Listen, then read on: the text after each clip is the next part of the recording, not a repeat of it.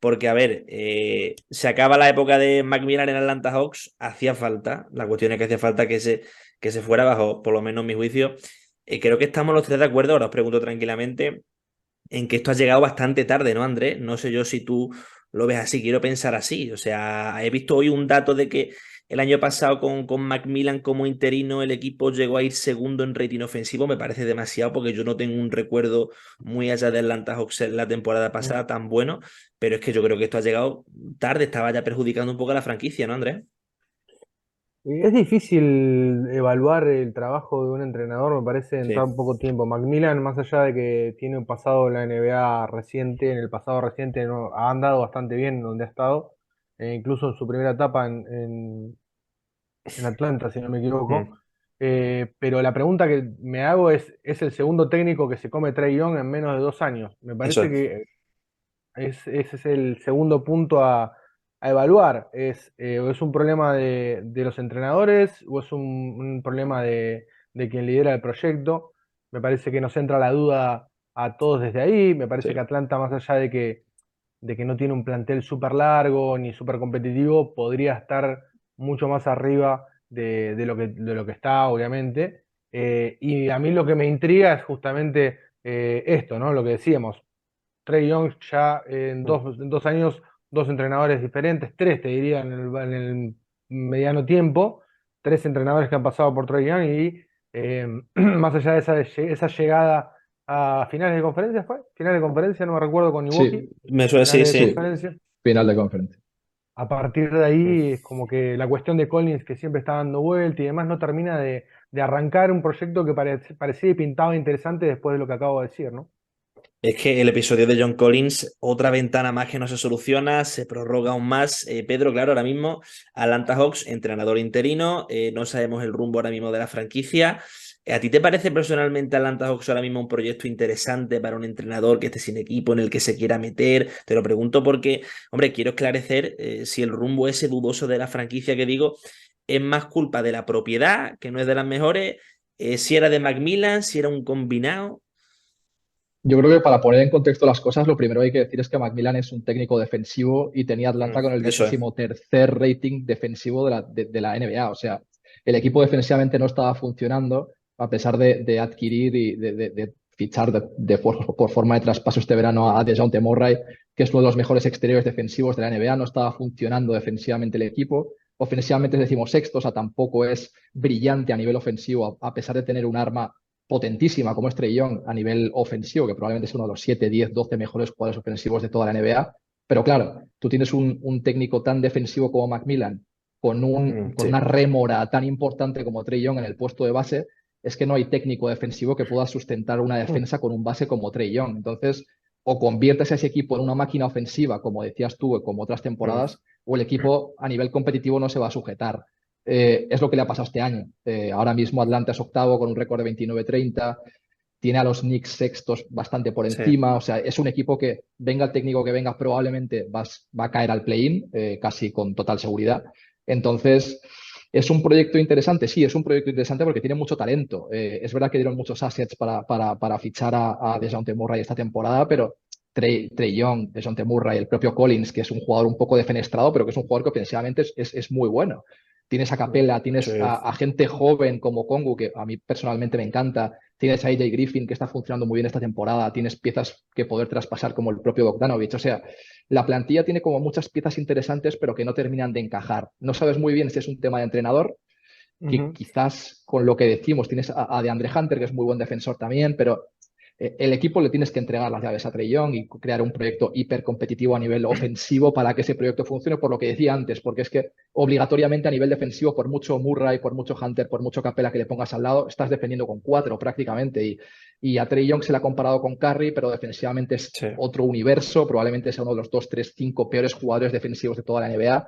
Entonces el equipo defensivamente es difícil que se sujete. Y lo que decimos, si además a nivel defensivo el equipo es tan malo, el proyecto pende un poco de un hilo. ¿Qué puedes hacer ahora? No tienes tanta capacidad de movimientos en el sentido de que has dado bastante draft capital para traer a DeJounte Murray. Mm. ¿Vas a traspasar a Murray ahora? Sí. A lo mejor sí, su contrato es bastante particular, a lo mejor sí porque vas a tener que renovarlo por una pasta. ¿Vas a traspasar al propio Trae Young? Pues, ostras, probablemente te den muchísimo por él y a lo mejor es el camino que tienen que seguir, no lo sé. Pero yo creo que el proyecto sí es un proyecto muy interesante porque tiene nombres muy interesantes, un proyecto muy joven, con gente muy joven y muy talentosa, así que yo creo que sí que es un sitio al que puede ir gente con renombre, por decirlo de alguna forma, tanto al banquillo como en forma de traspasos. Qué impotencia de franquicia, lo que dice Pedro, con Dejounte Murray, con Capela, con Trae Young como estrella, que el equipo se quede ahí en la mediocridad. Ahora Macmillan, pues, bueno, sin equipo, veremos qué ocurre con él. Sin equipo llevan ya un buen tiempo Andrés, Carmelo Anthony, DeMarcus Cousins, Kemba Walker, recientemente John Wall. Claro, vemos estos cuatro nombres y yo personalmente, por ejemplo, Andrés, veo el de Kemba Walker y lo descarto incluso hasta para Euroliga, incluso hasta para baloncesto europeo, porque las rodillas yo creo que son su condena al fin y al cabo, y yo creo que no está para mucho Kemba Walker. Luego veo, por ejemplo, a John Wall. Creo que en algunos equipos se le puede aprovechar dentro de lo que da. Carmelo Anthony, ¿por qué no? De Marcos Cousins me parece el más aprovechable. ¿Tienes la sensación, por ejemplo, tú, Andrés, de que, oye, algunos de estos jugadores te parece el típico que dice, bueno, ¿cómo puede ser que este jugador lleve ya tanto tiempo sin equipo? Si es que al menos en alguno encaja. Yo, por ejemplo, a Cousins, ¿por qué no de vuelta a los Kings? Sí, era el rumor, ¿no? Me parece que era uno de los Era. rumores que había, era uno de los rumores que había antes de la deadline de la vuelta de Marcus a Sacramento y no me parecía mal tampoco. Pero Sí. bueno, me parece que el proyecto está, de Kings está yendo muy bien en este momento preciso y quizás meter a un elemento como Cousin en el vestuario ese, Ya. teniendo en cuenta los antepasados, los antecedentes, quise decir, que tiene Marcus en los vestuarios, de dinamitar vestuarios, y por ahí quizás han preferido en Sacramento no arriesgarse, más allá de que por ahí quizás era el momento, ¿no? Para poder repatriarlo. Pero bueno, son elementos que necesitan un contexto muy particular, ¿no? Hablábamos recién y recién nombraba muy bien Pedro la situación de Trae Young, que necesita un contexto particular para escondérselo en defensa. Estos jugadores necesitan contextos particulares para Sí. que no terminen siendo justamente una piedra para el equipo, ¿no? Porque, bueno, en Boston, por ejemplo, a Kemba lo tuvieron que salir porque defensivamente no podía responder más. En todos los lugares donde estuvo después, defensivamente ya no podía Sí. aportar nada por el tema de la rodilla que bien nombrado vos, Samuel. Y bueno, me parece que en el caso de Carmelo, quizás yo el que más le veo una situación que puede llegar a funcionar todavía es a Carmelo, más es muy grande, ya no sé cómo estará después de tanto tiempo parado, pero que en determinados contextos para un revulsivo del banco, para que te meta tus puntos y demás, podría llegar a funcionar. Pero vuelvo a decir, son jugadores que si están afuera de la NBA es por algo, no creo que los equipos sean tontos ni los dejen pasar por algo, ¿no? Quizás necesitan ir a otro lado, volver Mm. a tomar ese empuje para retornar a la NBA en algún proyecto realmente que, como digo, tiene que adaptarse, tiene que ser muy justo para este tipo de perfil de jugador que sabemos que tiene deficiencias.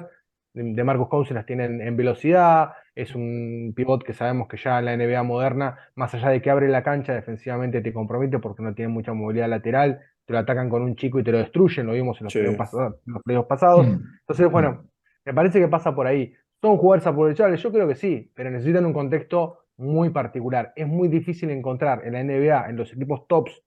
¿Sí? Estamos hablando de Denver, estamos hablando de, bueno, de Sí. Sacramento, de Phoenix, de Memphis, de Boston, de Milwaukee, de Filadelfia, un lugar para este tipo de perfil. Yo creo que en ninguno de esos equipos que acabo de nombrar ese perfil No, encajaría. Entonces me no. parece que, bueno, pasa por otra cuestión.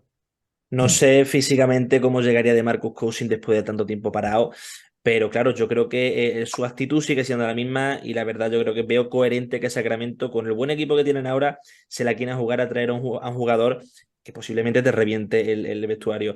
Pedro, hablando de jugadores cortados, estamos viendo mucho. Creo que incluso se ha batido récord esta temporada. O sea, nunca ha habido tantísimo jugadores cortados.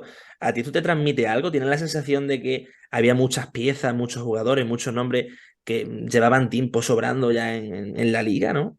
Yo creo que la NBA cada vez tiene menos paciencia. Es un tema de También. paciencia más que otra cosa, porque También. además ya no ves solo nombres veteranos como los que mencionabais. Ujú. Ayer o antes de ayer cortaron a RJ Hampton, que era una de las grandísimas promesas de su clase del draft, y que lleva, no sé, son 3 años en la NBA o 4 años en la NBA. O sea, es que incluso con gente de 21 años, 22 años, 23 Denver, años, Denver Magic y ahora lo cortaron, ¿no? Fue y así. ahora lo han cortado y está sin equipo, parece que va a ir a Pistons, Sí, pero claro, otro que- eso te demuestra que la NBA no tiene paciencia ya con este tipo de proyectos, sí. incluso gente que no han cortado, como el propio Bones Highland, que estaba Ujú. jugando más o menos bien, la temporada pasada jugó muy bien, esta temporada un poco peor, con Denver prácticamente lo regalan a los Clippers, o sea, yo creo que este cortoplacismo al que estamos tan acostumbrados en Europa ha llegado a la NBA en todos los estratos, en los banquillos, en las pistas. Y me sorprende, no sé si me sorprende, lo que pasa es que los equipos cada vez tienden más a ser competitivos y a tener menos tiempo para armar proyectos a 6 años vista, 7 años vista, Sí, salvo que seas un mercado muy pequeño o que te la quieras jugar con muchos proyectos que no han funcionado en los equipos previos. Los equipos grandes no tienen, ya hemos visto, ningún tipo de problema en cortar a jugadores que puedan prometer porque no tienen tiempo para ellos. Es la realidad. A los Knicks les pasó con Kevin Knox, que era un número 8 o 9 del draft, que mm, lo regalaron. Estás viendo cada vez más equipos que a sus jóvenes promesas. Has visto a James Wiseman ahora, que sí, se ha sí. ido por prácticamente nada. O Ahí sea, ves. y era un número 2 del draft. O sea, los equipos de la NBA no tienen paciencia. Y de lo que comentabais de los jugadores cortados, yo no creo que ninguno de esos jugadores ahora mismo tenga encaje en ningún equipo de playoffs, sinceramente. Yo como aficionado de Nueva York siempre espero el retorno de Carmelo desde hace Mm, años. Me gustaría que se retirara con la camiseta de los Knicks porque creo que sería muy bonito tanto para él como sí, para la franquicia. Pero más allá de un movimiento así más sentimental que otra cosa, son jugadores a los que van a perseguir en playoffs una y otra vez. John Wall hemos visto que no le da al pobre sí, ya para rendir al alto nivel. Kemba el año pasado en los Knicks fue un desastre. O sea, eran sí, probablemente los 2 o 3 jugadores más problemáticos en una estructura defensiva para su equipo. Cousins lo perseguían hasta matarlo al pobre también en playoffs. O sea, Mm. este tipo de jugador ahora mismo yo creo que no tienen cabida en plantillas grandes y no van a ir a enseñar a rookies, porque tampoco son jugadores cuyo carácter sea así. Entonces, Ujú. yo no lo veo. De hecho, me sorprendió el fichaje de Westbrook por los Clippers, sí, porque en este sentido lo veía un perfil muy John Wall también, jugador muy, muy parecido, muy, muy de ese perfil, y que los Clippers lo hayan mantenido en Los Ángeles, para mí ya ha sido una sorpresa. Pero de los que tú mencionas, la verdad es que ninguno le veo cabida en la NBA actual. Y bueno, el resto, pues eso, a ver qué pasa con R.J. Hampton, que a mí sí me gustaba. mm, Creo que no estaba jugando tan mal en Orlando como para que lo cortaran. Pero bueno, No, no sí, sé. yo me sorprendí también con el corte de Hampton. Incluso hoy por privado con los chicos del despacho hablábamos de que era alguien bueno, que tiene un físico importante, que es Ujú, joven, que todavía hay que ujú, verlo en un contexto competitivo, cómo puede llegar a reaccionar. ujú, Me llamó muchísimo la atención cómo Denver se lo sacó encima después de ujú, haberlo sí, tenido tan arriba en las consideraciones en el draft, cuando se lo drafteó. Me acuerdo que había declaraciones en Denver de que tenían muchas esperanzas en él, ujú, enseguida lo traspasaron. Y en Orlando no le han tenido nada de paciencia. Y me parece que, bueno, también teniendo en cuenta que Orlando se está poblando de jugadores jóvenes, quizás, mm, bueno, han tenido la necesidad de cortarlo, pero realmente yo lo veo muy aprovechable en un ujú, proyecto, vuelvo a repetir, de que quizá el contexto lo ayude, ¿no? Que le den el tiempo, le den el espacio, ujú. tenga quizás los compañeros que lo puedan guiar. Es un jugador muy aprovechable, tiene un físico sí, tremendo, Sí. muy Ujú, buen físico. Tiene que ujú, mejorar obviamente en el tiro, pero me parece que tiene muchas cosas para rescatar y que es muy joven todavía, ujú, tiene techo como para buscar. Y ujú, coincido con lo que decía Pedro, hay una aceleración de los tiempos en la NBA sí, que realmente es llamativa, no solamente con Hampton, también a Bolmaro lo cortaron. ujú, Vuelve a Europa. Está bien que fue un arreglo de Bolmaro con la franquicia, teniendo en cuenta que ya se dio cuenta que no le estaban dando minutos para jugar en la NBA, ujú. pero parece que hay equipos que te podrían darle cobijo a este tipo de jugadores como Hampton, como Bolmaro, para que puedan desarrollarse, jugar su tiempo y jugar y poder quizás dar el siguiente paso en su juego, ¿no?